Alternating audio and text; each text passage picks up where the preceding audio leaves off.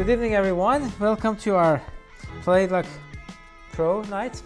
And tonight we have a well, I don't know if he is technically considered flamboyant, but I really like him. Svidler, the very great player with the 8 times Russian champion. He has won Russian championship more than anyone else. Several times he played in the candidates, great results always in World Cup. And whenever I was in one World Cup, and I've seen him a couple of Olympiads, and it seems as if he's very nervous during the game, or maybe he is. But somehow in those rapids and in those rapids and blitz and all these critical moments, he can prevail. He can maintain his nerve and overcome his opponents. He won one World Cup, got to the final in 2015, and we all love his commentaries and videos. So let's look at the games I picked from. But why I picked Svidler? One thing was that Jonathan recommended, so I considered. But the second reason, the second part is that he is one of the modern GMs who his career took off in 1990s. So the time that if you would mention 5 names, it would be Anand, Kasparov, Karpov to the mid 1990s, and then later came Kramnik, of course, also not later, Kramnik, and then maybe who else we can name? Topalov and Shirov joined. He started winning tournaments, and he was younger than them. So, and then in 2000, when chess moved to a lot of engineering, computer analysis, he still was on top of it. So he has always, with all this evolution of chess in the past 28 years, Svidler was always there, and he's been an elite player. If I would say from 1996 or 7, he won, or maybe 5, his first Russian championship. He's been there among the elite till now. Before I start showing you the game, the first one I picked, which is from the early years of his career for Dreev in 1997. Svidler game against Dreev from 1997. I'd like to mention a couple of points, maybe more than a couple of points, about his style. Well, Svidler is a great opening expert with very, very deep and interesting ideas. His understanding of dynamic is really great, and I would classify him as a player similar to Kasparov. Well, this is my personal opinion. Some others may think differently. And one thing I really like about his chess, I'll talk about the other things that is good about his style later, but one thing also very, very, very interesting about his style is he can be a very devious swindler. Swindler, yes? Is that the word? Yeah. Swindler. So, and we have one of his in here against Topalov. And I like that, an elite player. Of course, his technique is fantastic, his understanding of positional chess, and he is a very complete player. But I like this, resilience and being cunning in a top chess player. I just like it. So, another reason to pick Svidler. So this game from 1997 against Dreev, a very solid player.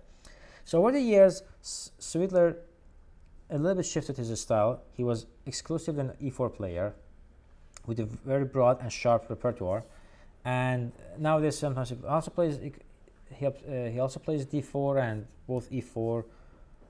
And of course, things again have changed from 1990s. We just know deeply one opening. Well, not to say one opening, but you would be an expert in either an e4 player or a d4 player. But now players play both, e4, d4, both.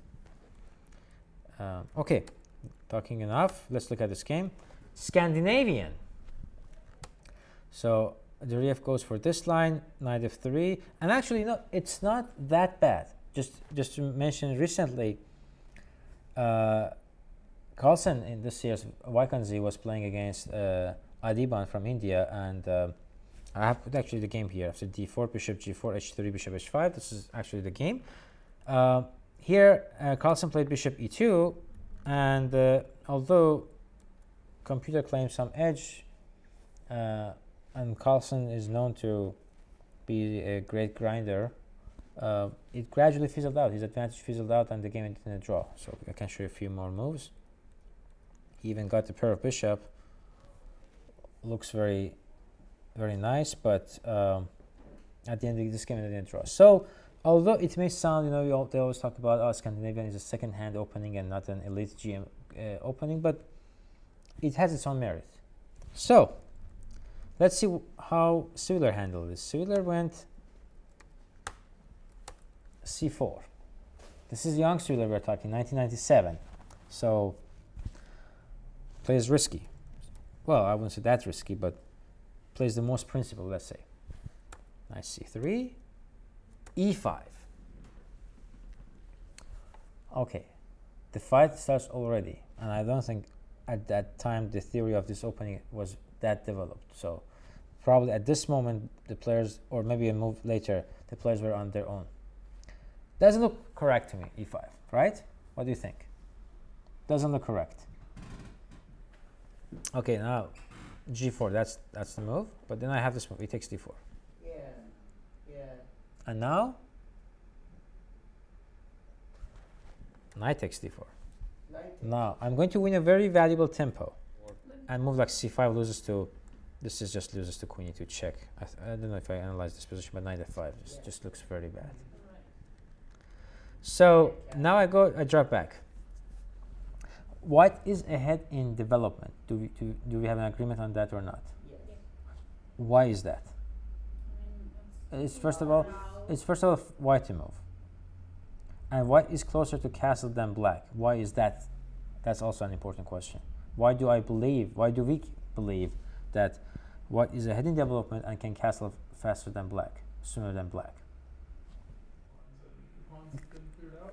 Close. Most importantly, you have a very strong threat this moment that would get you way ahead in development. So basically the issue with development, its importance was solved by Murphy.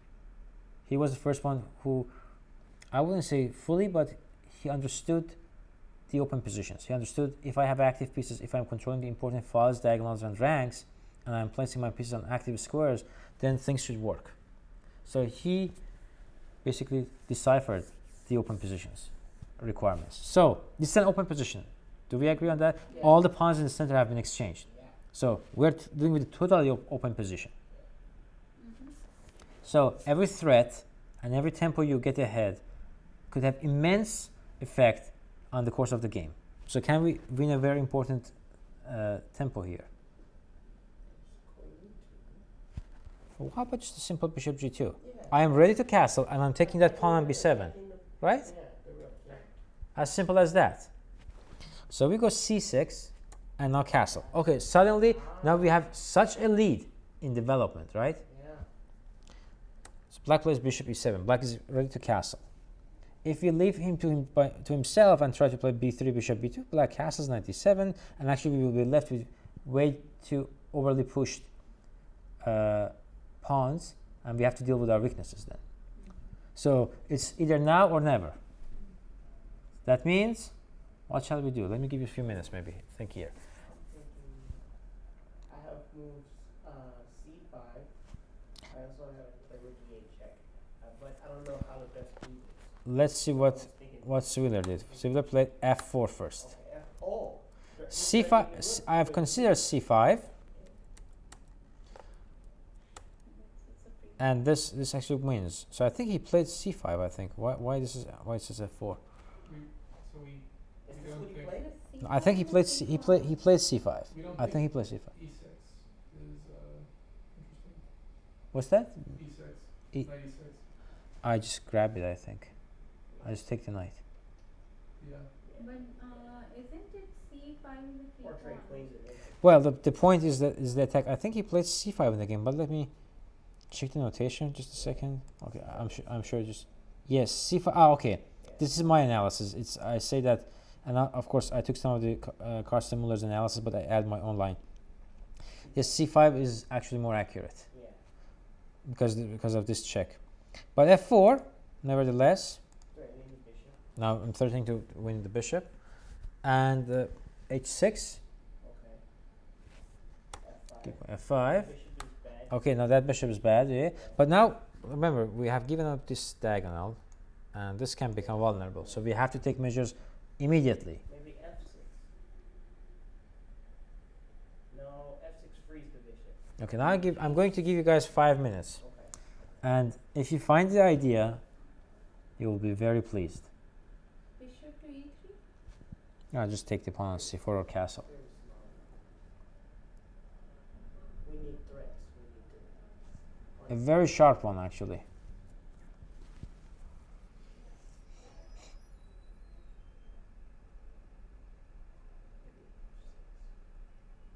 F6, yeah. f6 I just take. And you know, you give with bishop. You give life to my bishop on h7. This is true. Okay. Yeah. And remember, as black, I don't need to put my knight on b8 and d7 necessarily, which gives you some tactics. I can just put it on a6. Okay. So f6 I can take. You give a check. King goes to f8. The bishop on f6 will defend the queen on d8. And after knight a6, knight c5, I'm kind of okay, if not better. And then the king goes to g8, bishop g6, king comes to g7. So if you go here, I'm not going to give any line, but I may be able, after some checks, king goes here. This is the way I can actually, castle. Okay. By hand. Yeah. You don't I mind playing king mean, f8. Yeah. how moving the bishop to e3 is a problem? It's I can take the pawn on c4, or I can just castle. You need a threat. By the way, not that idea of knight e6 in some line could work. That's the hint.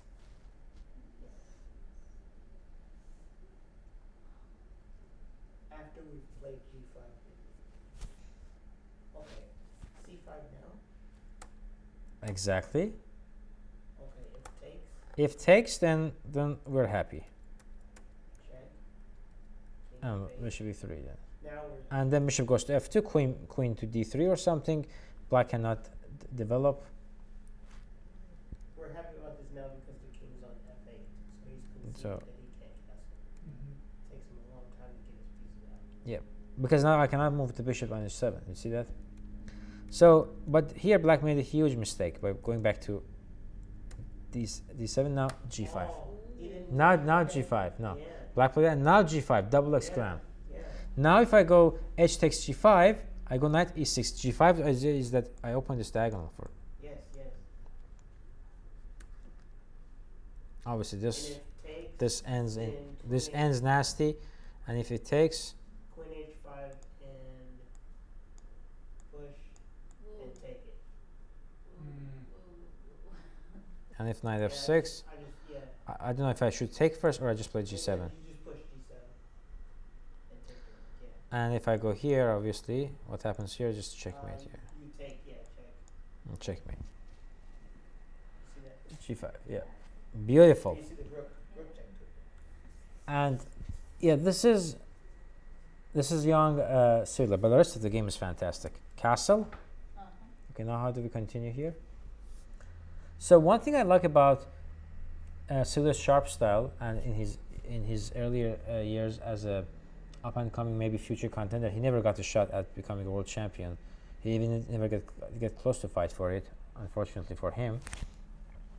But he was very sharp, and he would never lose momentum. That's what I really liked about him. He was like, in that sense, he was very much like Kasparov. He doesn't lose momentum. He was going. Oh, it's moving. So now you shouldn't lose momentum. Keep going. What's the move? What's the next move? Maybe queen g4, Mm. maybe f6, maybe g6, maybe G6. g. Why not? Because why? Because I have this move.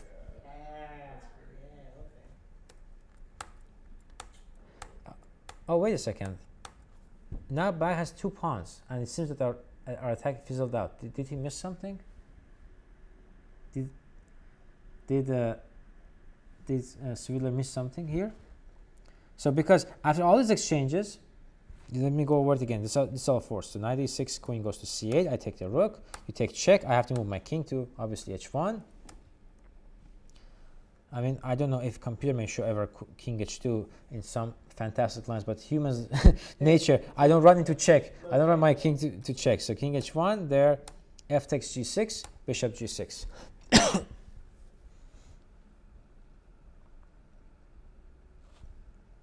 Did he miss something? White is still ahead in development. Bishop h6 and queen g4. Yes, that's it. Voila. You see, he doesn't give rest. I love this game. He doesn't give even one move rest to black. Now he's up material. He's taking back one of the pawns, right? And now black king is exposed. What can I do? The only move is to play knight to e5, right? G takes h6, loses 2. Why can't Thank you, take sir. the rook? Yeah, no Thank, problem. oops. There it is. Thank you. Thank you so much. Yeah, why can't you take the Queen rook? g4. Why can't you take the bishop? There we go. Take it. Bishop. Queen g5, Uh-huh. king h7, and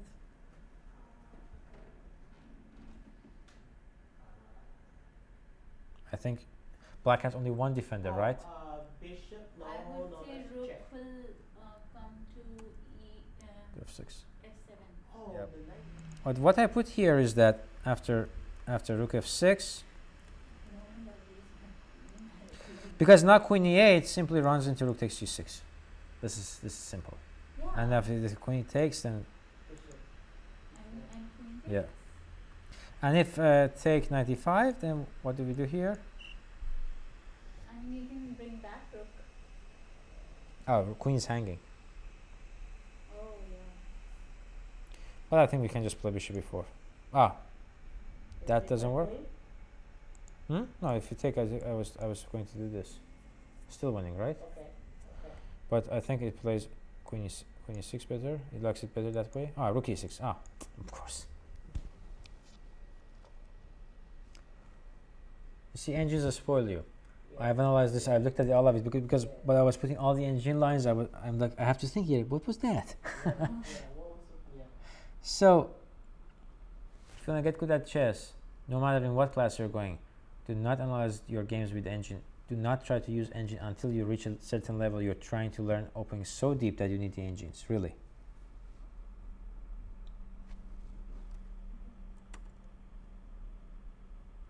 So, okay, this was obvious. So bishop h6, played knight e5.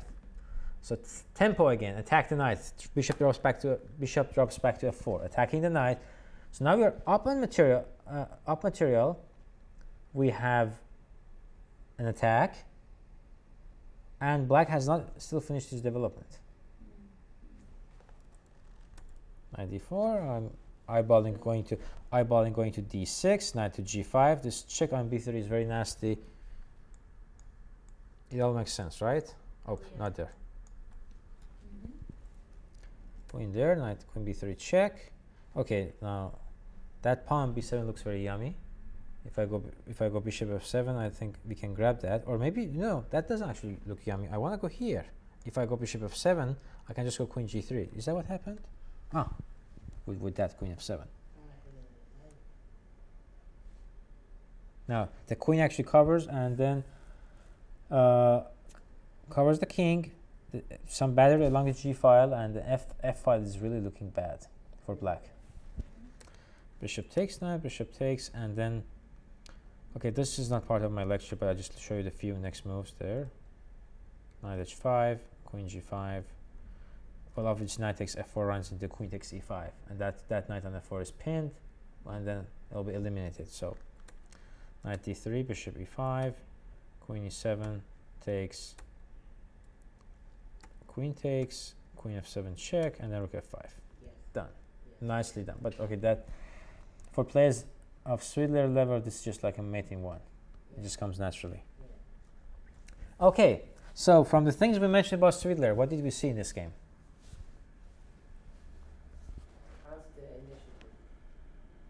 Mm-hmm. Good. Rapid development. Mm-hmm. He has a very good sense of dynamic and the motion, you know, the momentum. He has a very good sense of momentum. Like, I can speak for myself. I understand dynamics, I think, to a good extent for a GM level, but I have problem of the sense of momentum. I don't know how fast I have to go. I see that, oh, things are coming, but I don't know how fast I have to go. Do I need to make a sacrifice? Well, I sometimes can figure it out, but a lot of time I have trouble with, so I try to take the safer choice. That's me. And his sense of momentum, I can praise it, really. I can appreciate it because he knows that, I'm going this way, and that's the trend I have to go. He has that sense. This is very important.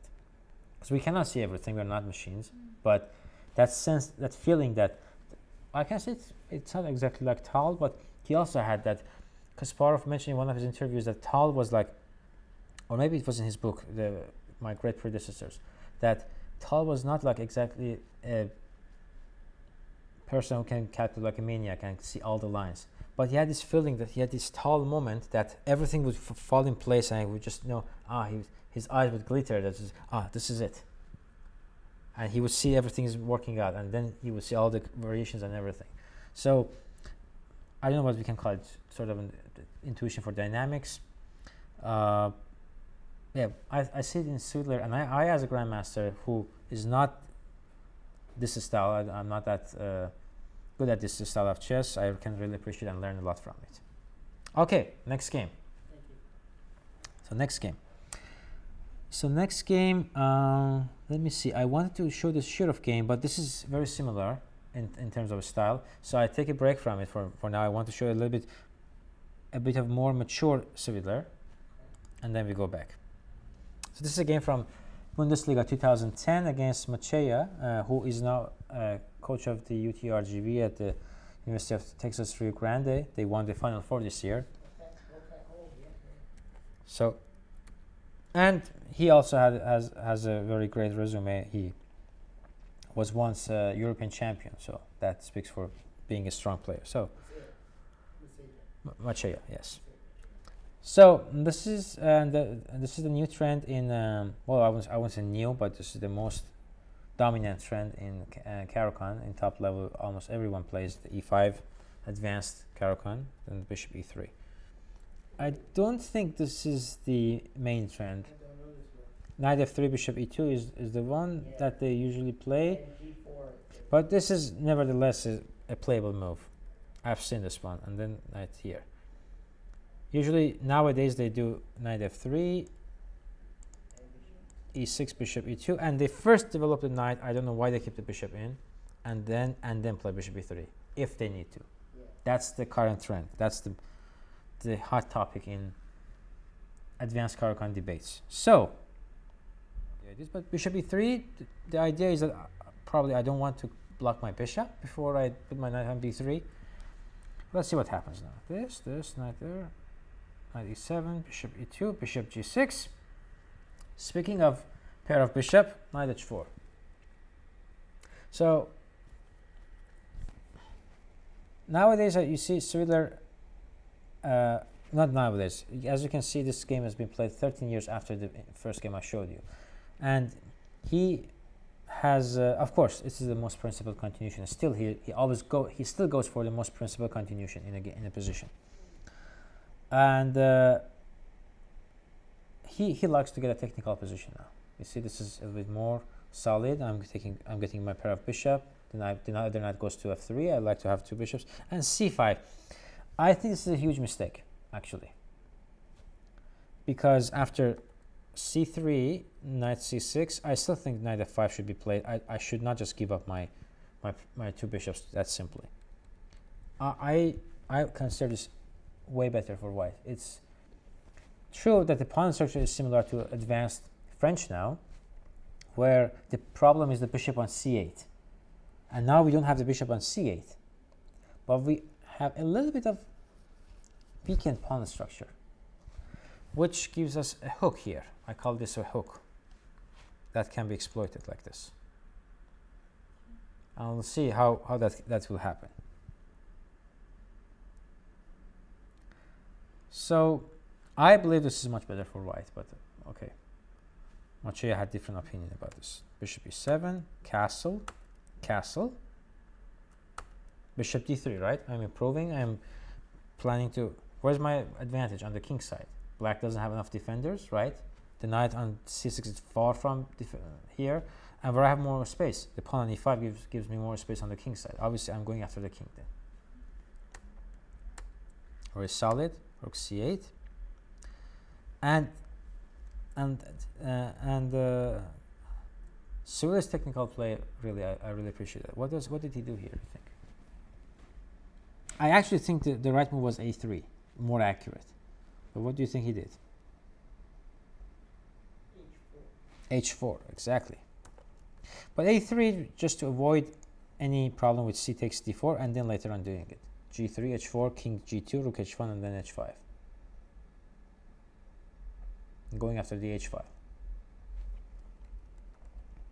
So knight b4. Now we have a little bit of problem with our pieces. It's not big deal, but one piece should stay on the board, which is what? Our queen. We need our queen for the attack. So queen a6, I have to go back queen d1, queen c6, knight e1 is forced. Well, we don't care really about the RH pawn. Do we? I mean, we wanted to just play h5 to open the file anyways. So it's not a problem. He gets his position. The pieces are in place.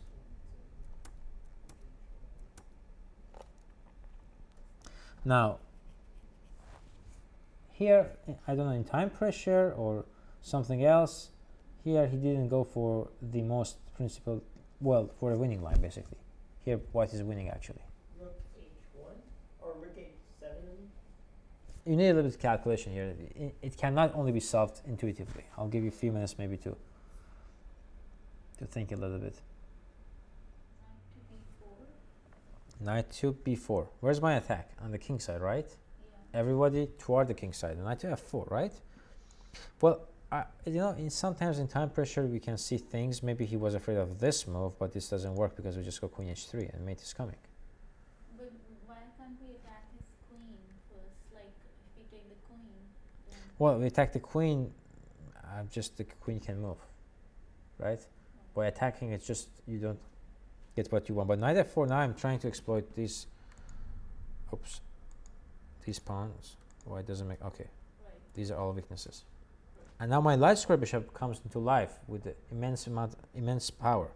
But So knight f8, and now what's the winning way? I don't know if he might not have seen it, or he may have become complacent. It can happen to everyone.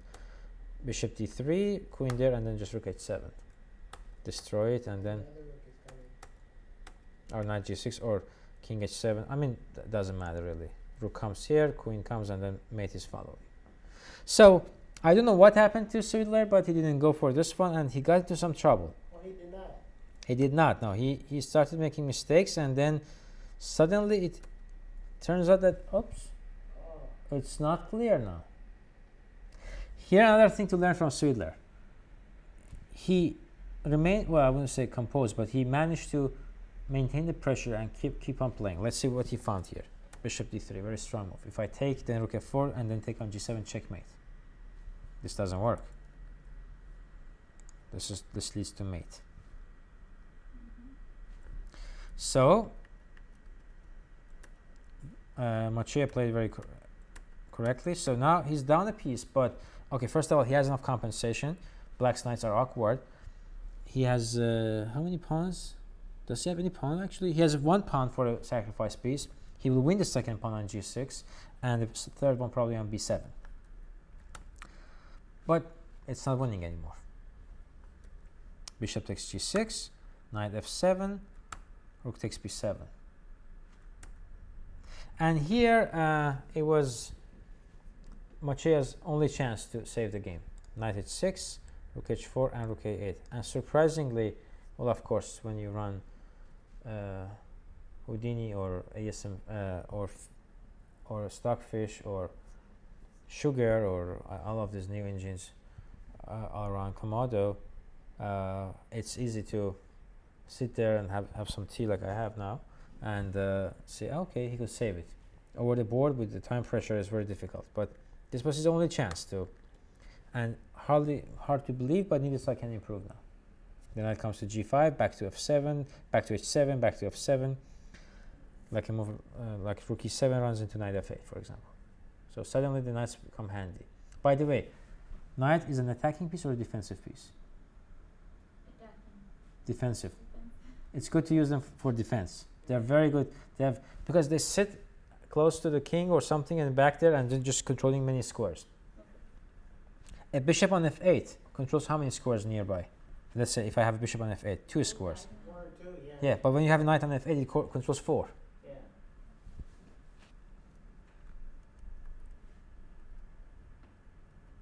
So rook f4, knight f8, check there, and this is nobody can improve. So here comes the mistake there, and rook takes a7. Now I have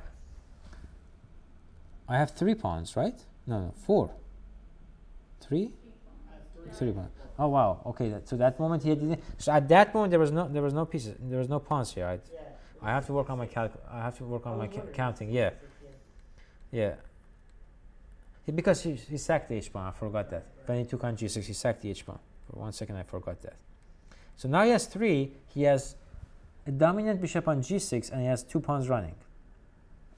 And then the rest he gradually but surely converts his advantage. This is also very nice to learn from. Bishop f7, knight f7, rook f4.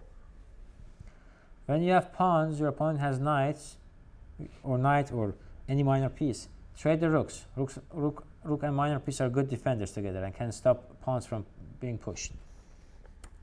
g5, rook f3, knight d8, takes. Let's roll.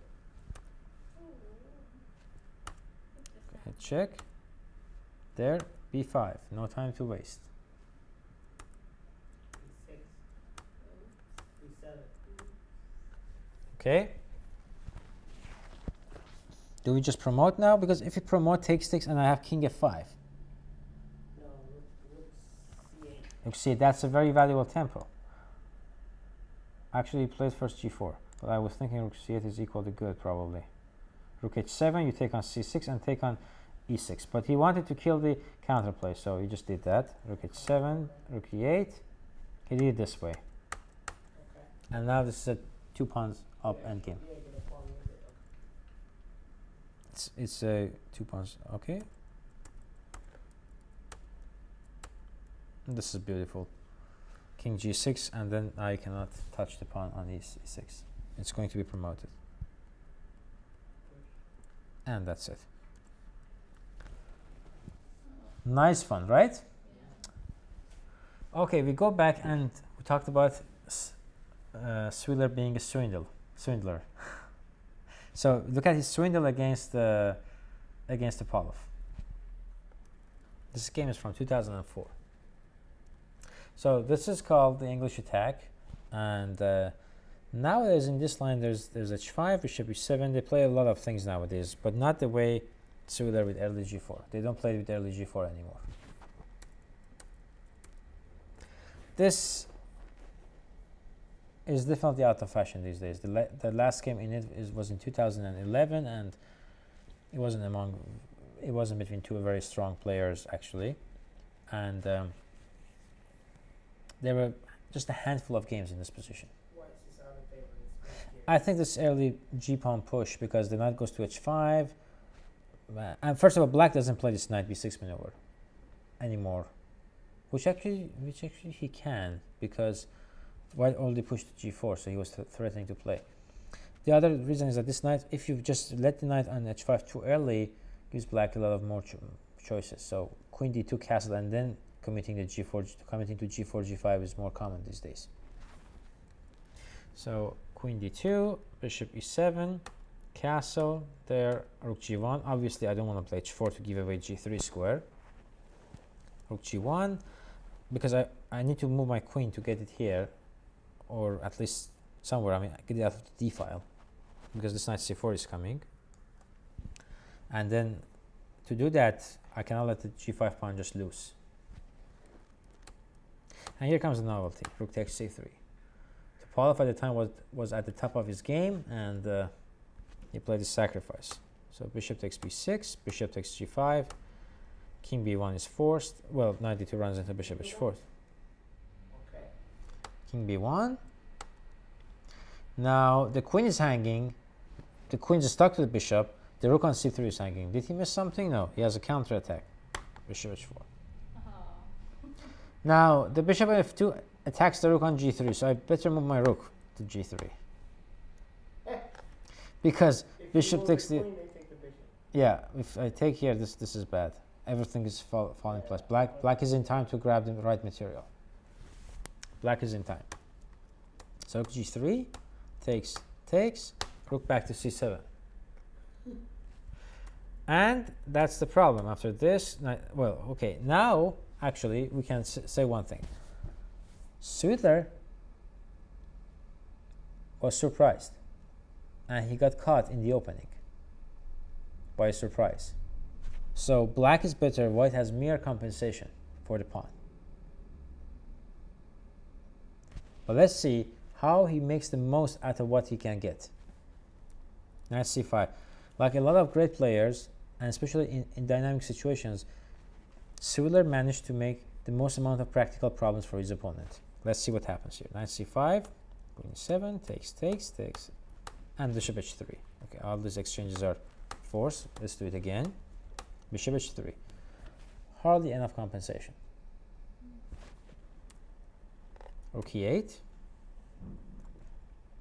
Now, rook d3. I'm thinking about putting my rook on c3, maybe queen to d2, attacking the pawn on d6. Knight back there, and I'm preparing d5. Now, what move would cause most amount of practical problem for black in this position?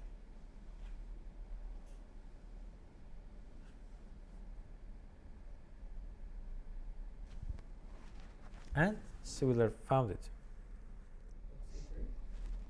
Well, that's coming, but what about queen a7? If I wait, black will gradually convert. So I need to make the water a bit muddy to be able to fish something. Well, that's actually a Persian expression. Make the waters muddy to fish.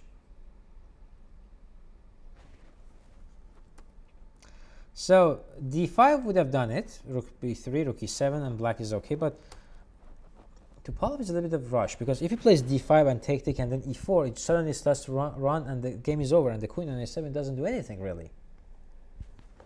Rook c3, queen d7, queen back to b6. Now it's getting annoying. I want to play rook c7.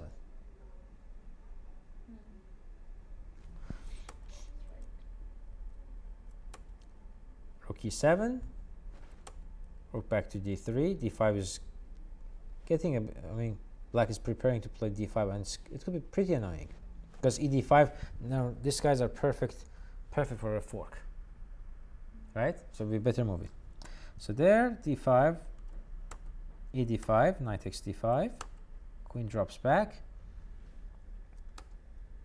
queen to b5. Strong move, very strong move. Probably nowadays, and the modern analysis should show that white has to take on b5 and hope for the best, which is probably wouldn't be enough.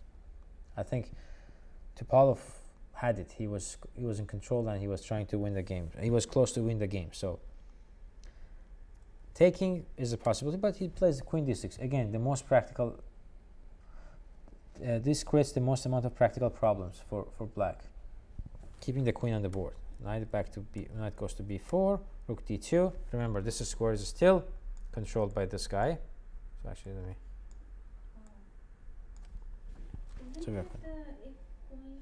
So there, b3, queen c3. So queen c4 is attacking the pawn on a2. Black wants to checkmate right now. Oops, keep clicking on this thing. So I have to go b3, queen c3, f3 is hanging now. Okay, we are in trouble, right? Because we were in trouble, we were down a pawn. But it's not that simple, right? Do we agree on that? Yeah. f4. Now, again. So here is the moment that Topalov starts to going wrong. He goes astray. He takes on g3. It's a big mistake. e4, rook e2, and g6, and black is winning. Well, good luck finding it.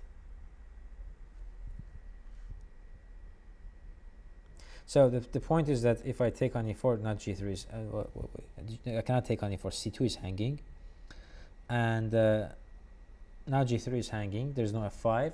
There's no immediate threat, and knight d5, knight c3 is a possibility. So the thing is that everything is frozen now. White has zero counterplay, and actually that's the way you have to play chess. When you have advantage, kill all the counterplay before you want to make for the final strike. Okay, Topalov thinks a bit, maybe he wants to wrap things up kind of fast. Goes for he goes for a hasty continuation. Queen takes g3, queen takes b4, queen takes h3, f takes c5. He's still up a pawn, but now his king is weak. And white's king has no problem. Right? Give a check. He goes queen e3, queen d6. He goes h5. Now, that king on f7 is a bit uncomfortable. If I give a check on f1, black is in deep, deep trouble. So I go rook d1. I'm preparing the check on f1. Here, queen f2 or queen e2. Either way is okay. Queen f2, queen d3. Okay, now I want to play rook f1 and pin. Now, actually, maybe, let me see if queen e2 would still maintain the balance. I don't remember if I... Still the same. This is probably balanced. Queen f2, there's a problem with it. After queen d3, now you have one only move, which he missed. He played queen, well, after queen g2, rook f1 check. Now you have only one way to make a draw. As black. Now, think about the shift in the mindset that he had to endure. Topalov from being winning now to fight for a draw.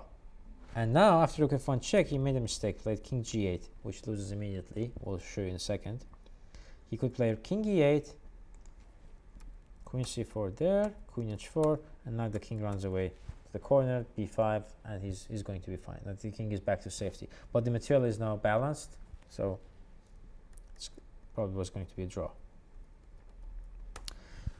The last question of the lecture, why to play and wins?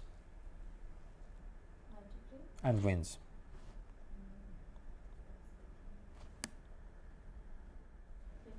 To be play and win. So first of all, this check. King h7. Now I add another rook on f8. The rook on e7 has nowhere to go. That's the problem. The king needed to be around the rook to support it. Queen g1 check there.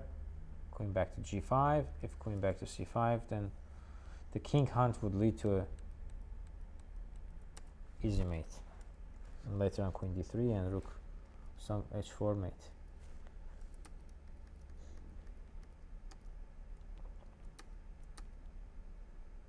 Okay, let's go back here. Queen to g5. Now here we have a nice zugzwang. Queen d3 check. I cannot play queen g6 because of rook h8. So I have to go g6. Now I go back to d6. Basically I passed the move, but why did I do that? To weaken f6. Now I want to play rook f6 next move. King g7.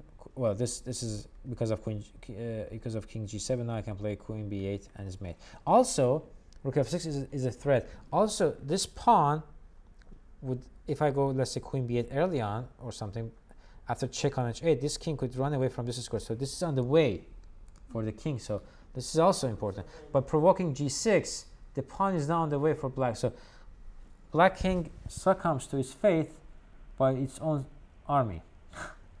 They are on his way to run away. Queen b8, queen h6, queen d8, and that's it. The rook has nowhere to go.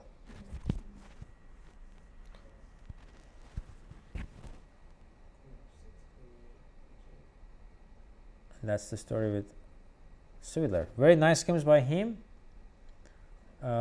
We really appreciate what he's done for chess so far, and the more he's doing by his lectures and commentaries and the games he still plays. He's a very active and strong player, elite player. I don't know if he's not top 10, but he's definitely top 15 or top 16. And he's been top 10 for a long time. So we're looking forward to see more of Svidler in future.